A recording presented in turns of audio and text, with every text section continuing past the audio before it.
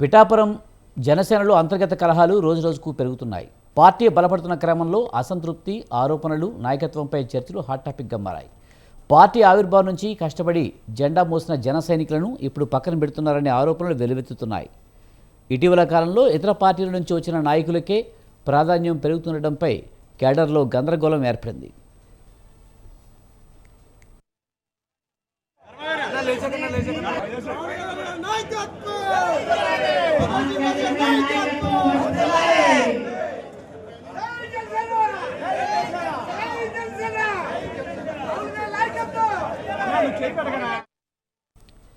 ఇటీవల జనసేన పార్టీ అధిష్టానానికి మర్రెడ్డి శ్రీనివాస్పై ఫిర్యాదులు రావడంతో జనసేన పార్టీ ఇన్ఛార్జ్ పదవి నుంచి 5-మ్యాన్ కమిటీ నుంచి తొలగించారు.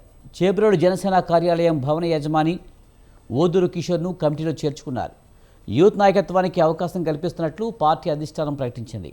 ఈ పరిణామాలు ముగియక ముందే ఇప్పుడు కొత్త చర్చ మొదలైంది.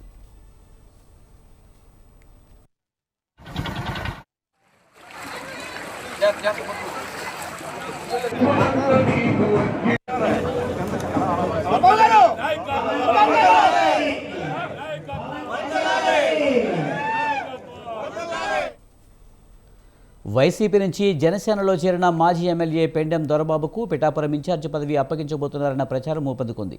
ఇప్పుడు రాజకీయాల్లో ఇదే పెద్ద సంచలనం రేపుతుంది.